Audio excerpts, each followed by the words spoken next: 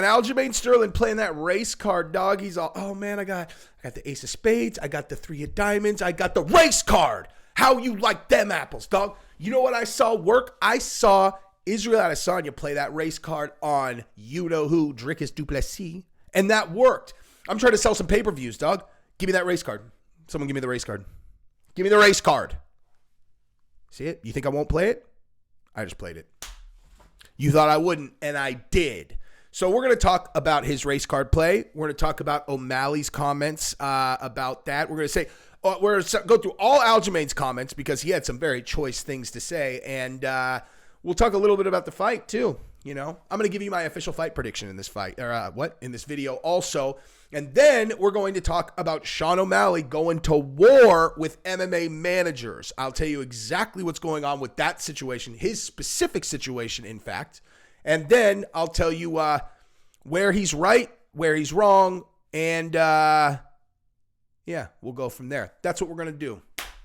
So go ahead and subscribe to the channel if you haven't yet. I would appreciate it immensely. We're trying to get to 119,000. I want to get to 120,000. So if you watch my content and have not subscribed, I would really appreciate it if you did that.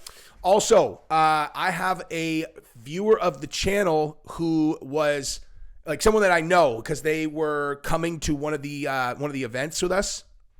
It's a long story. Bottom line, they lost everything in the Maui fire. I know this person personally. It's 100% legit. Lost his business, lost his house, lost everything. Everything.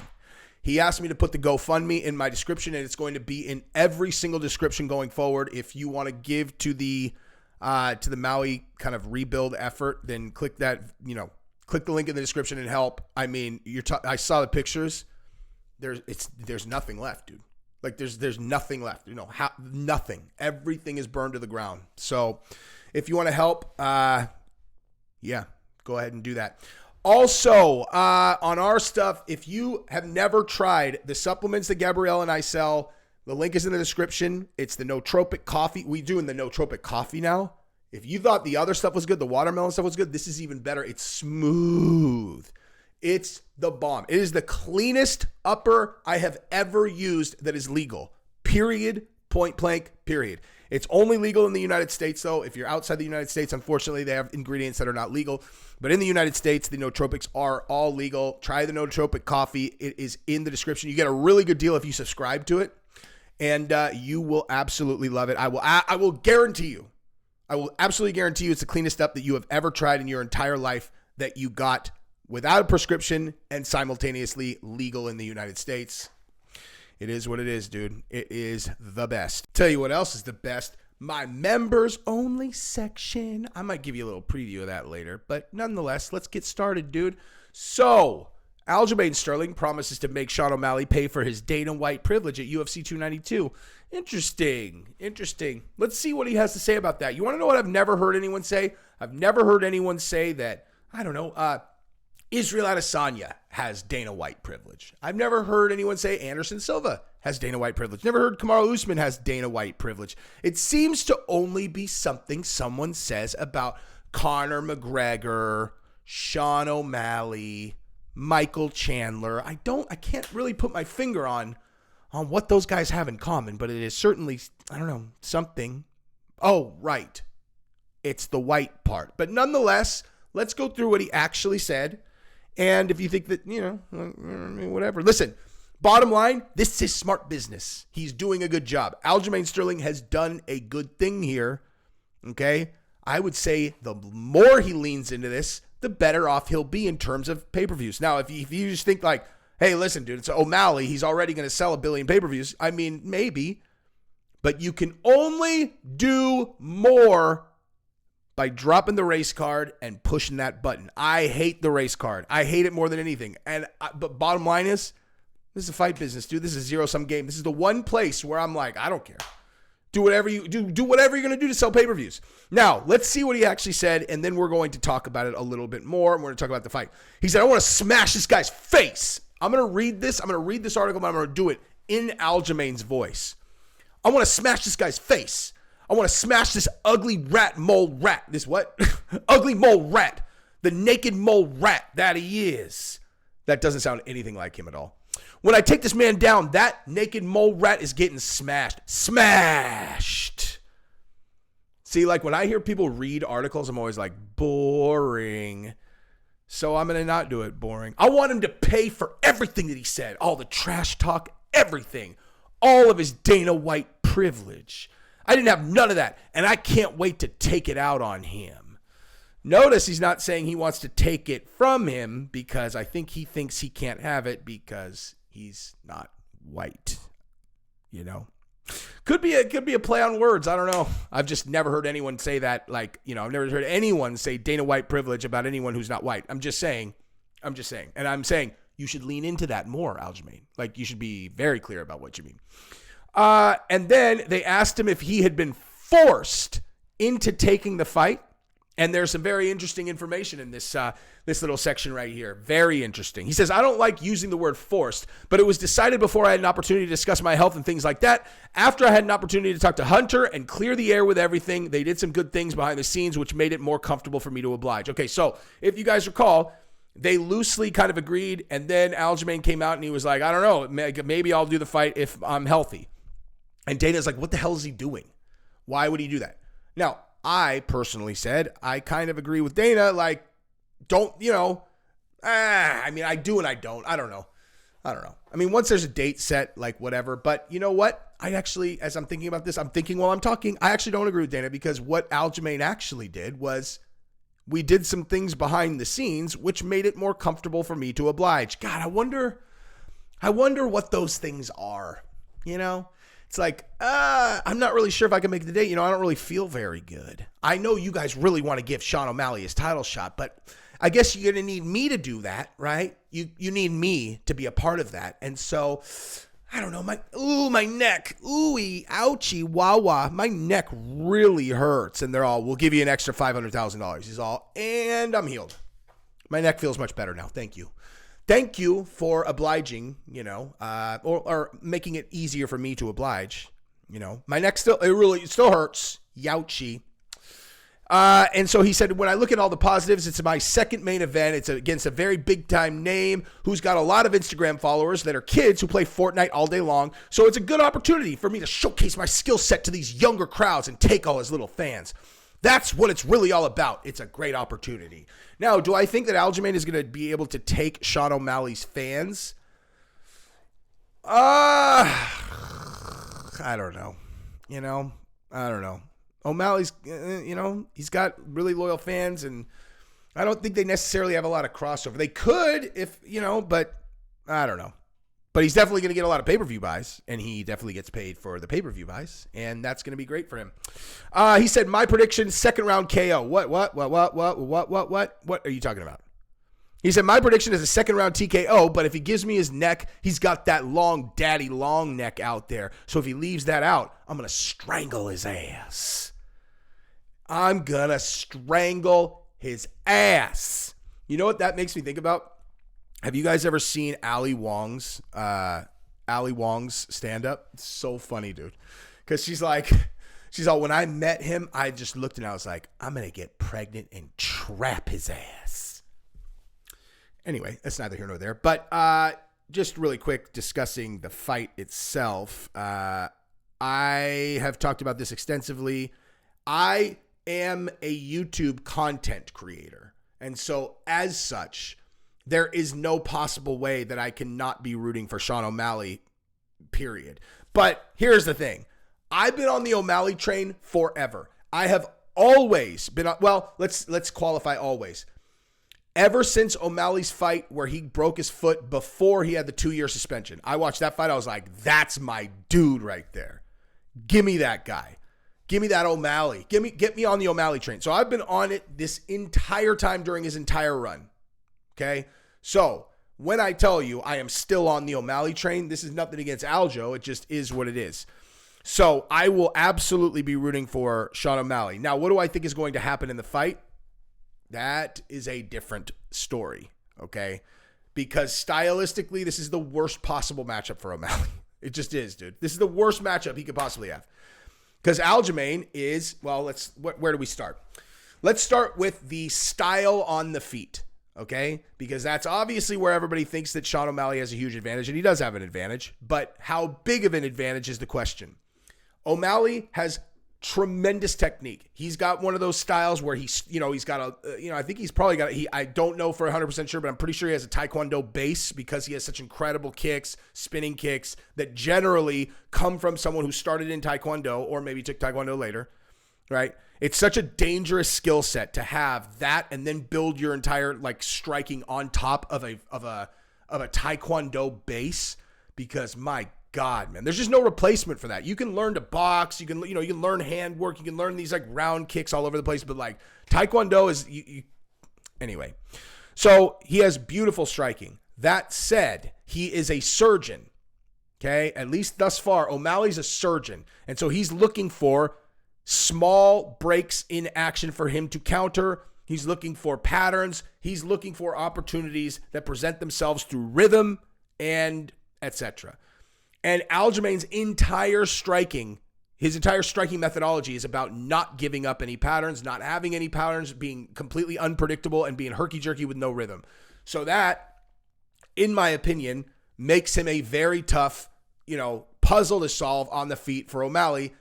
Now, certainly if they're in a kickboxing match, I would give the edge to O'Malley. The problem is that it's not a kickboxing match. And as soon as this fight goes to the ground, almost certainly that will be initiated by Aljamain. And if you look at how Aljamain has handled people with similar body types like Corey Sandhagen, he strangled him instantly. Okay, this was not like instantaneously took him down, strangle. Okay, these guys with the long legs, the long neck, the long arms, the long torso. It's a different type of puzzle. Okay, it's a completely different type of puzzle. I found that out the hard way this weekend at my jiu-jitsu tournament because I ended up fighting in the final against a guy who was 6'5", and I am 5'10". And so when I went to go over his back to put my far hook in, his torso was so long I couldn't do it because I was in a half Nelson on the top, which is how I was keeping myself from sliding off the front. But from there, I literally couldn't get my hook in because his torso's too long. This is irrelevant, but nonetheless. So Aljamain's obviously a much better grappler than me, and also O'Malley's not 6'5". But so you get, if he ends up on his back, do you know how hard it's going to be for O'Malley to defend against a choke with a neck like that, with arms like that? It's like, this makes it a lot easier when you're a no-neck little ball of muscle like me or like other people in the UFC that are not Sean O'Malley. That's where he is vulnerable and there's nothing he can do about it. It's just his body type, right? I think that most people think that Aljamain is going to be able to get him on the ground, take his back, and strangle him, and I think that is definitely the most likely thing. I hope not. It's a terrible match. It's just a terrible stylistic matchup, right? There are people that I think would have a real good shot of beating Aljamain that I think O'Malley would beat. It's just one of those things, dude. It's just one of those things. So that is what that is. That is what it is. Now, switching gears. And before I get into this O'Malley thing about the managers and him going to war with all of them, I want to say this. I have a members only section that I put a ton of new content in all the time. I did 20 minutes extra of Conor McGregor information yesterday. I just put one up about these woke Disney idiots just now. It's live as of this moment. I'm going to do another video in a second. Like basically, if you were a fan of Jesse on Everything, that channel still exists. It's just in my members only section now. So check it out. You will love it. You will not be starving for, you won't be like, why am I paying for this membership? He doesn't even do any content. I do tons of content there. Tons. Tell fight stories. Anyway, just go look in the members only section. Trust me, I am making it well worth the subscription and I get to talk about whatever I want and I don't have to worry about it. So that's what it is. Anyway, all right. So Sean O'Malley is going after MMA managers. He's threatening to do a documentary about MMA managers and how they're screwing over fighters and so on, so forth, etc. So he obviously, if you can't figure this out, is in a conflict with his manager or his former manager right now. And I can't talk about the details of that necessarily because I actually don't really know what's public and what's not. Here's what I'm going to say. What Sean O'Malley has said that I totally agree with, absolutely agree with, is that managers getting a percentage of bonuses that fighters earn makes no sense to me at all. That doesn't make sense to me. Okay. If a coach, if your boxing coach who trained you to box and then you end up getting in some bang out, so coaches that are training skills, that makes sense that they should share in the bonus for sure. For sure. Okay. But the manager who books the fight, they get a percentage of the, show and win money. That, believe me, I cannot stress this enough. Having actually been on the other side of this now and been trying to help Bola get booked, guy's a WBC African world champion. Just try to get him fights.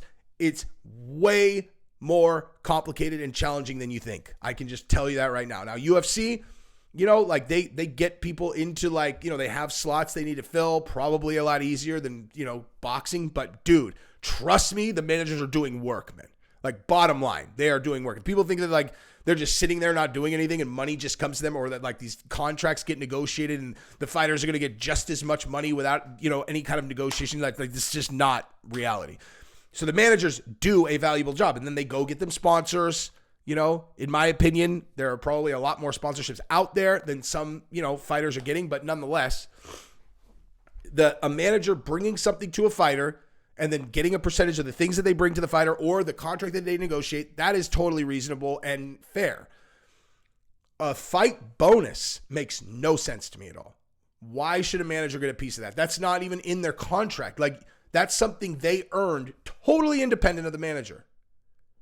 Totally independent of the manager, right? Totally independent, okay? So I do agree with O'Malley that particular thing doesn't make sense. But here's what I will say about that, okay? You have the ability to negotiate that in the contract, because here is the key point that I'm going to make across the board as it relates to every other thing, okay? I am buddies with a few managers, three guys that really matter that I would consider to be my buddies, right?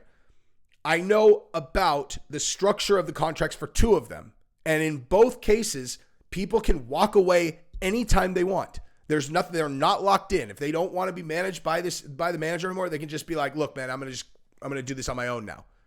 Okay? What you can't do is you can't simultaneously have the manager doing work for you while you're under contract and then think that the terms of the contract are not going to apply to things that you do while under contract, right? And so if you don't want to work with that manager and you don't want to pay the percentages on deals that are coming in, whatever, then you just have to get out of that contract by saying, I don't want you to be my manager anymore, okay? So it's not like people are locked in. They're just... at least in the examples that I know of, okay? So the main takeaway there is that no matter what you think is right or wrong, right, about the bonuses, about any other thing, contracts are going to be enforced, okay? It's as simple as that, dude. Contracts are always going to be enforced. And so if under your contract, the bonuses are, whatever, I honestly don't know what the percentage, 10, 20%, whatever it is going to go to the manager, then what you need to do is you need to talk to your manager and say something like, look, this is bullshit. I don't agree with this. I don't agree with this at all. I'm not looking you for you to revamp your entire business, but for me, this matters enough that I'm either going to just get rid of you as a manager and start somewhere else, or we need to get that out of there. It's not fair. I already have to pay my coach, my team, whatever. That's what it is. And I don't know what the managers will say, but bottom line is if it's in the contract and you're under contract, they're going to get that money. That's the agreement that you made. And that applies to every other thing. So as an example, okay, just hypothetical example. Let's say that you are under contract with a manager and a manager is negotiating your UFC contract. And in addition to that is going out and trying to get you sponsorship deals. And then, a sponsor comes to you directly and starts negotiating with you directly. And you're like, all right, so what are you thinking? And they make you an offer and you're like, all right, that's reasonable, but I think it's a little bit more fair if I got blah, blah, blah. So let's say it was, I don't know. Let's say it was Jesse on Fire clothing brand. and I came to some fighter directly who is under contract with a manager, and I go, look, man, I would love for us to be like your exclusive out of the cage, clothing brand. I know when you're in the octagon or whatever, when you're at a UFC, you have to wear whatever, but I'm talking like on Instagram, anywhere that you go where you're going to get photographed. I want you wearing Jesse on Fire gear, and we're willing to pay you $550,000 a year. If they're a big, they're a big guy. And he's like, look, man, I'm going to be honest. I think that's a little low for the exposure that I can give you. I think 750 is more reasonable. And I'm like, hold on, let me take it back to my board. I go to the board. I'm like, look, he wants 750. And they're like, all right, let's run the numbers. He gets this many impressions, blah, blah, blah, blah, blah, blah, blah, blah. All right, let's do 725. You go back, we can do 725. He goes, all right, cool. And then you send the contract, he signs the contract, and he does a deal for $725,000. Okay, so I came to him directly. He negotiated with me directly. We did a deal, right? So hypothetically, in that situation, if it were Sean O'Malley as an example, he might be like, why the hell would I pay my manager? What, I don't know what percentages are, 10, 15, 20%, whatever it is. Like, matter of fact, on sponsorships, I bet it's 20%. I don't know, but I bet it's 20% because normally sponsorships are, manager just overtly is the one who has to go out and get them, whatever. So it's like, he's like 20%. So he looks, he's like, okay, well, so 20% is 720,000. That's like $145,000. Why the fuck am I paying $145,000 to a manager? They didn't even bring me this deal. What the fuck? And then the manager's like, wait, you did a deal with Jesse on Fire? Yeah. It's like, you did a deal with Jesse on Fire. Yeah. And you didn't tell me. I mean, yeah. What'd you get? 720,000. Nice, man. Yeah, it is nice. Right, so you owe me $145,000. Why the fuck do I owe you $145,000? Why? You brought nothing to the table. They came to me directly. I know Jesse on Fire. Jesse on Fire is the one who reached out to me because we know each other. Uh-huh. I don't understand the point that you're making. The point that I'm making is you brought nothing to the table on the deal. Really?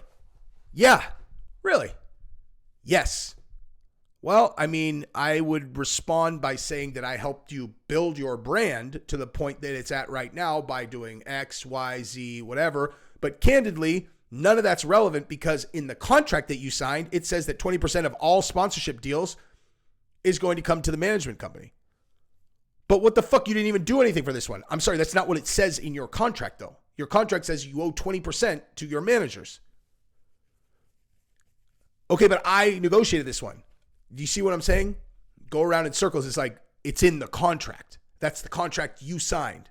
And I'm not talking, this is not like an actual example that I know anything about because obviously Jesse on Fire brand doesn't exist. It should though. Okay. But so you can understand in that situation why Sean O'Malley would be like, fuck MMA managers. They're screwing you out of money. And in this one example, that might seem that way because they're enforcing a written contract to take and again, this is not a real situation. Okay. This is not an actual, this is not a real thing, but it's possible it's very similar to a thing that could maybe be going on in an identity. You know what I mean? So is the manager's a bad guy? You know what I'm saying? Like I'm trying to illustrate that there's no bad guy here. Okay. This is just like, this is where the conflict comes from. If this was a real thing. The manager's the bad guy. He's under contract. He should just, out of the kindness of his heart, not collect his end. And O'Malley, you're telling me that O'Malley should not be pissed if he has to pay a 6-figure commission to a manager who had nothing to do with the deal? Do you know what I mean? It's like, the managers are right because he was under contract. And O'Malley's right that he should be pissed that he has to pay it if they had nothing to do with it. There's no bad guy here. There's no bad guy, dude. There's no bad guy. Now, O'Malley being super pissed, and then he's like, you know what, I'm going to expose MMA managers. It's possible that he knows a lot more about this business than I do. All I know is that is a hypothetical situation that is very similar to real situations that I have heard about, and there's no bad guy here, dude. Sean has a right to be mad. If that's the situation, and manager, dude, you think I'm going to fucking get, like, I'm working for this guy, he's under contract, I'm going to not collect the 6-figure fucking money that I'm owed contractually? You know what I mean? So, yeah. But I completely agree that them getting paid out on bonuses does not make sense. But again, they need to negotiate that into the contract. Okay? Every contract is going to get enforced. Bottom line. And you can walk away from your contract anytime you want in the ones that I know about. So like, if you didn't walk away from a contract and then you end up contractually owing money, you have no one to blame but yourself. If that's what's going on. I know of a certain, I mean, this is not O'Malley. I have no idea what's going on with O'Malley, but I know of situations identical to that. I know of exact situations like that. That's why I'm using that as the example. And it's like, dude, it's, you know, in the example I'm talking about, the manager was actively negotiating their contract, and then they had a deal that got done kind of, you know, independent of the manager. And then they were super pissed that they had to pay a commission to the manager because they had negotiated the deal themselves. But it's like, dude, he's actively negotiating your contract. So you're still under contract. He's working for you. And per the contract that you have him working under, you owe him a commission even though he didn't do anything. But like, again, I understand why they're pissed. But that's the kind of thing that, like, so whenever people go public and they start airing out their dirty laundry about why they think someone's bad or whatever, it's like, just, I promise you, take a step back, and most of the time, there's no bad guy. And in this situation, there's no bad guy. I promise you that MMA managers are fucking working their balls off. That I can tell you for sure. Anyway, that is what I got. So I love you guys very much. Now check out the NOOTROPIC coffee. Link is in the description. And check out my member section. And don't forget to take care of the families in Maui. If you have anything that you can give, the link's in the description. I love you guys. Peace.